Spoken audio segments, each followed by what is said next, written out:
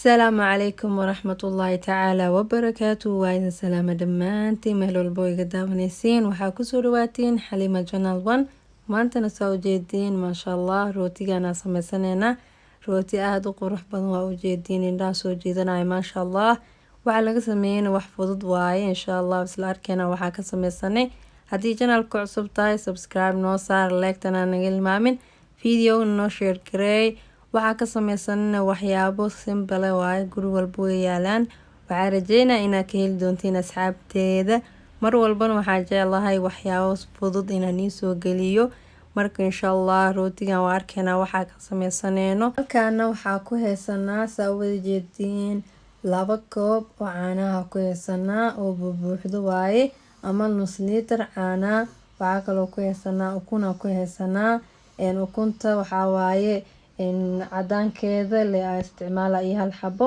halka kala gaduudkiisa rootiga ku gaduudsanaa waxa kale ku heesanaa sokor ku heesanaa bakeeri aan soo buuxin waxa kale ku heesanaa subag bakeeri halfkiisa baking powder ku heesanaa waxa kale ku heesanaa qal iyo 6 koob oo bur iyo leebito hal qaando iyo bar oo leebita ku heesanaa marka intaas ka sameysanayna hadana waa ujeedin weelkan caaniya ku shubanayna markii ugu horeyso halkii koob ugu horeeyay ku shubanay koobkana ma bakeeri ka wada soori waa ujeedin labadii bakeeri waa ku shubanay sokortii ku darsanayna marka haafna waa ka badan tahay bakeerina ma dhamo waxa kale ku darsanayna leebitadii halkii qaando iyo barkii ku darsanayna waxa kale ku darsanayna ukuntii halkii xabo oo gaduudna iyo kii kale cadaankiisa ku darsanay marka kii kale gaduudkiisa waxa ku waxaysanayna rootiga ku gaduuda korka uu waxaysanayna si uu noogu soo gaduuto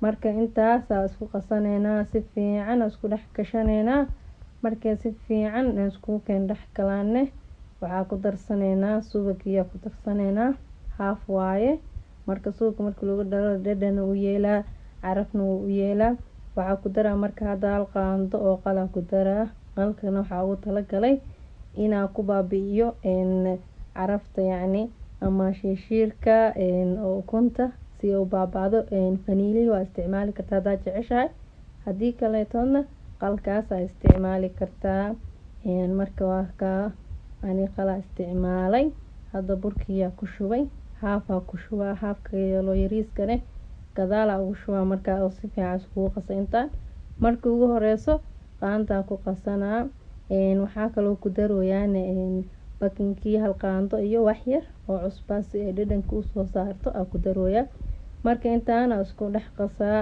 marka isku dhex qaso oo kasto isku qasmato burkii kale ku daraa oo maxaa yeelay hal mar ma ku wada daraay wax yar siriiska waxa uu tala gal marka inta si fiican isku dhex galiyo aan kan kale ku darsado hadana oo jeedin isku dhex galiyo waa si fiican markaasna burkii kale ku darsanayo asxaabteeda saas la socdo rootigan aad u macyahay simple waaye marka hada oo baratid maalin walba aad sameysan doontid hadana burkii kale oo soo hira ku dara marka qaantada waa ka joojina oo maxaa yeelay gacanta ku qasa marka burkii waa gaarbiyaasa u jeedin hadana qaantadii waa ka joojiye gacantii si fiican isku dhex galinoya marka ilaa ay si fiican oo iskaga dhex galo gacanta ku qasaa 10 daqiiqo camal waxa loo baahan yahay cajiinka in si fiican la isku dhex galiyo markii si fiican la isku dhex galiyo oo si fiican isku dhex galaan wuxuu ku soo baxaa cajiin liisho oo maasha allah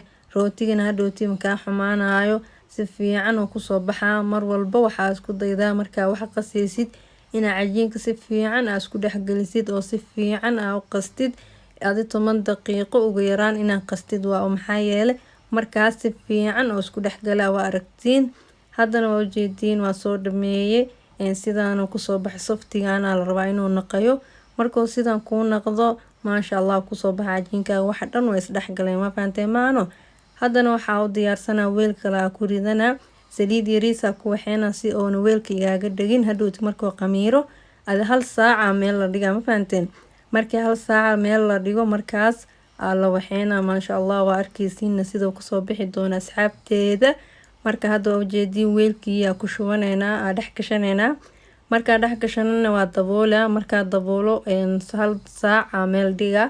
markuu hal saac oo meesha yaalo markaas aan sameynaa insha allah. waa isla soconeynaa, isla socod wanaagsan asxaabteeda. waxaan rajeynaa inaad fiidiyogan ka heli doontiin. haddii aad ka heshiinne commentiga iigu soo qora, leegtana ii saara fiidiyoga, sheerna ii dhaha si u gaaro dad badan oo noogu soo biiraan janaalka. haddana waa ujeediin waa noo soo qamiiray, waa soo fuuray, waa ujeediin weelkii dhan wuu qabsay. marka haddana insha allah waa sameysaneynaa, waana isla arkeynaa si fiican insha allah. isla socod wanaagsan, fiidiyoga nala dhameysta ilaa dhammaad saa u aragtiin wax walba iyo sidaan u sameeyno insha allah. waa ujeediin soft waaye, si fiican wuu u qamiiray maasha allah. waa ujeediin hadda waa isdhexgelinaa oo maxaa yeelay wuu qamiiro maahano, si fiican isku dhexgelinaa. markaa si fiican isku dhexgeliyo markaasna waa la jarjaraa. waxaa laga dhigaa markaas wax badan laga dhigaa, wax badan noqonaysaa 6 koob waaye burka. marka insha allah isla socda sida aan u sameysaneynana waa isla arkeynaa. hadda waxaa ka dhiga ani 16 xabo ka dhigay. marka kaas 16 xabo ku noqona wax badan waaye, waa fahanteen maahano. marka isla socod wanaagsan sidaana u soo jarjaray. marka waa ujeediin sidaas u soo kuuskuusa iskugu aadina. markaas weelkan sii saarana, waxa dhan sidaas ku diyaarsana. howl fududeys waa maahano. marka waxay ahayd tooday labada diyaarsado, hadhuuti waa soo qabsanaysaa, waa sii habaysanaysaa leh. laakiin hadana oo waxayna oo maanta oo dhan jirtid oo koo sameysid oo jirtid oo koo sameysid yani saas waa ku sii daaleysaa. marka hadda saana ka howl fududeysan, waxa dhan waa diyaarsanay hal mar, hadhuuti haddana hal mar aa wada fidinaysaa. marka saasna ula socda. 16 xabo maasha allah, rooti badan oo ku naqana. rootigan aad quraacda amba cashada kaleetood aad ugu fiican yahay. marka isla socda fitamiinaad badan oo leeyahay oo ukun iyo caano lagu xino biyo dhan ma lagu qasamaano. ciyaalkana aad ay ugu heli doonaan quraacdiiba haddii la siiyo maasha allah.